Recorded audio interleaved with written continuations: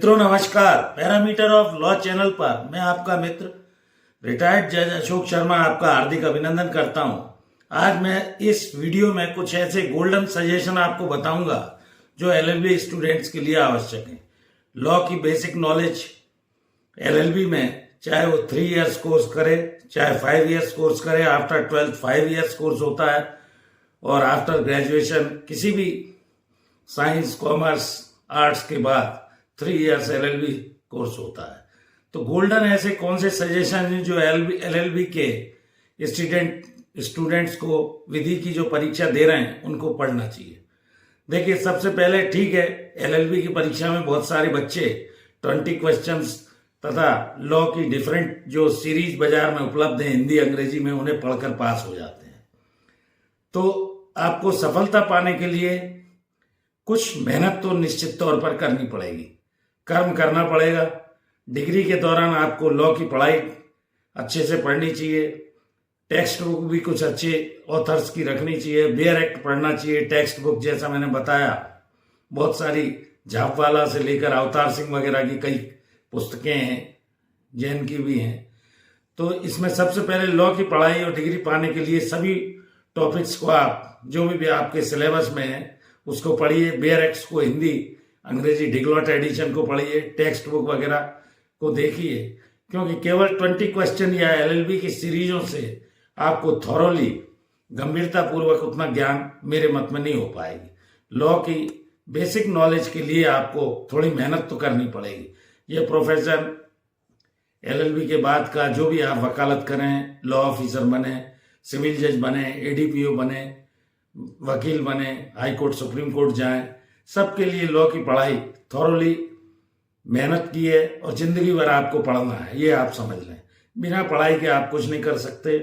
LLB प्रवेश लेते ही law की पढ़ाई के साथ आप जो भी सेमेस्टर है, ईयर वाइज है, जैसी भी है स्थिति, आप मेहनत कीजिए, सिलेबस देखिए और इस तरह से आप उसमें सफलता पा सकते हैं। पहला ये गोल्डन सजेशन है।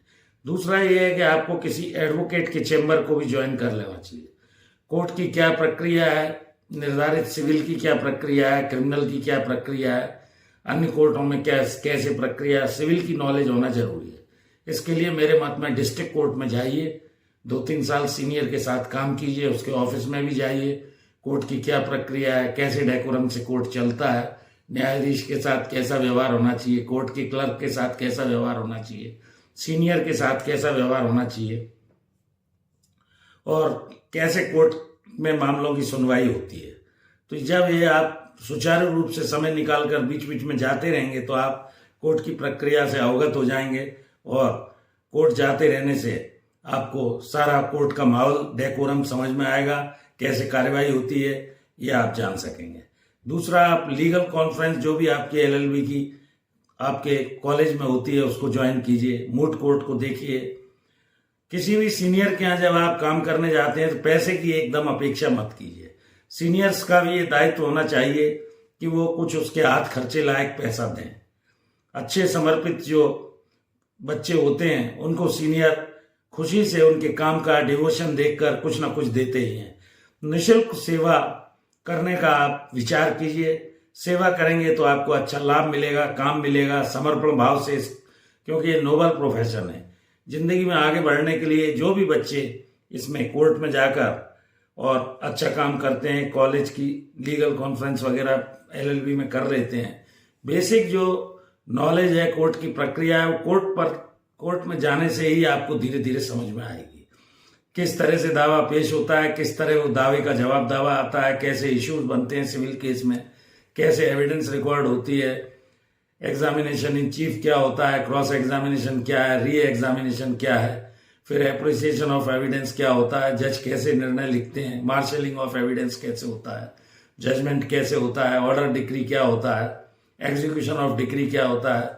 इसी तरह क्रिमिनल की ट्रायल कैसे होती है आपराधिक मामलों में, पुलिस का जो एफआईआर कोई भी कॉग्निजेबल ऑफेंस में होती है क्या काम रहता है, कैसे रिमांड मिलता है, कैसे इन्वेस्टिगेशन होता है, इन्वेस्टिगेटिंग ऑफिसर कौन होता है, सारी चीजें आपको कोर्ट की प्रक्रिया में, चालान कब पेश होता है, चालान को अभियोग पत्र कहा जाता है या आरोप पत्र कब न्यायालय में प्रस्तुत होता है। पुलिस रिमांड, जुडिशियल रिमांड क्या है, कैसे न्यायालय का प्रोसीजर होता है, क्रिमिनल ट्रायल में चार्ज कैसे लगते हैं, एविडेंस प्रोसिक्यूशन की कैसे होती है, डिफेंस कैसे उस पर क्रॉस करता है, मुलजिम बयान कैसे होते हैं, इसके अलावा डिफेंस कैसे अपनी डिफेंस देता है, ये सब आपको एडवोकेसी के प्रोफेशन में आना चाहिए।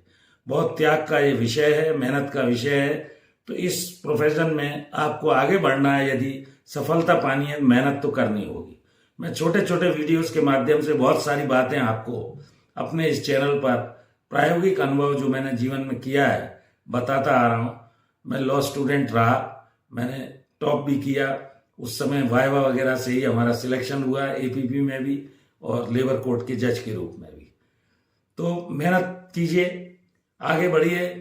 जब आप मेहनत करेंगे तो एक दिन आप उभर कर ऊपर की ओर आएंगे, नाम, पैसा, शोहरत सब आपको मिलेगा।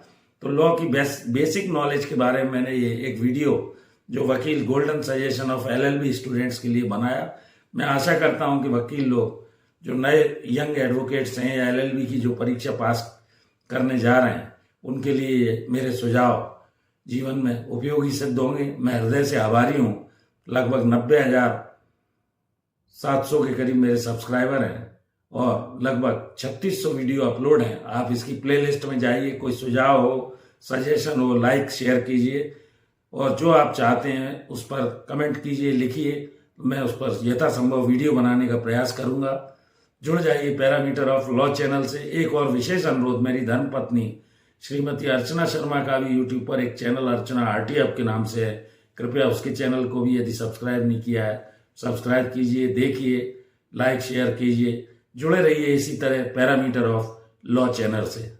धन्यवाद, साधुवाद। इस वीडियो में यहीं तक। Thank you for watching this video. नमस्कार।